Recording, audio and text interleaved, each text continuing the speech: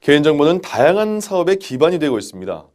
전자금융사업과 이동통신사업은 물론 각종 온라인 상거래 사업과 포털, SNS, 인터넷 및 모바일 게임 사업, 채용 및 취업 등 개인정보를 활용하는 사업은 점점 늘어나고 있습니다. 구체적으로 개인정보가 어떻게 활용되는지 한번 보시죠. 인터넷 쇼핑몰에서 책을 사려는 김모 씨. 그는 A쇼핑몰에 회원 가입을 하고 A책을 선택했습니다. 주문을 위해서 배송지 정보를 입력하고 결제를 했더니 며칠 후 상품을 배송받았습니다.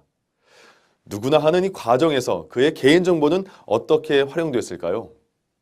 김모 씨는 A쇼핑몰에 회원 가입을 할 때 이름, 아이디, 비밀번호, 이메일, 휴대폰 번호를 입력했습니다. 경험해 보셨죠? 물품을 선택할 때 김모 씨는 입력한 개인정보가 없다고 생각했지만 사실 쇼핑몰은 빠른 재접속을 위해 쿠키를 수집해 갔습니다. 이제 상품을 배송받기 위해 김모 씨는 배송 정보를 입력해야 했습니다.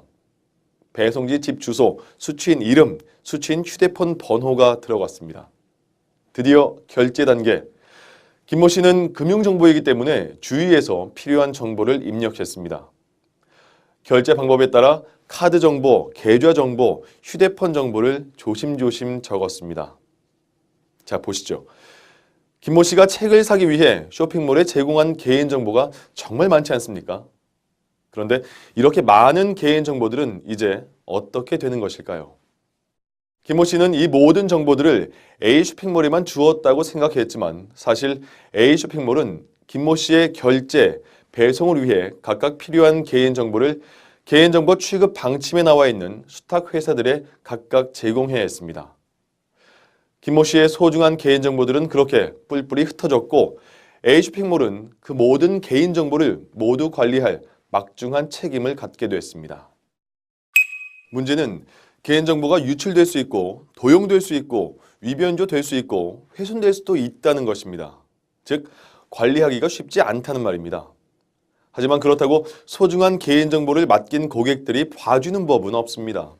오히려 관리하던 개인정보가 위험에 처하면 기업은 끔찍하게도 재난 위험을 제외한 모든 경영 위험을 전부 겪을 수도 있습니다. A쇼핑몰을 통해 개인정보가 유출되면 어떤 일이 벌어지는지 한번 볼까요? A쇼핑몰은 정말 개인정보 관리를 잘하고 싶었지만 어느 날 불의의 사고로 개인정보가 유출되고 말았습니다. 바로 평판 위험이 발생했습니다. 어쩔 수 없는 일입니다. 김모 씨를 비롯한 고객들은 A쇼핑몰이 잘 관리하려고 믿고 개인정보를 달라는 대로 준 것이니까요. 그렇게 브랜드 이미지가 훼손됐고 고객의 불만이 쇄도했습니다.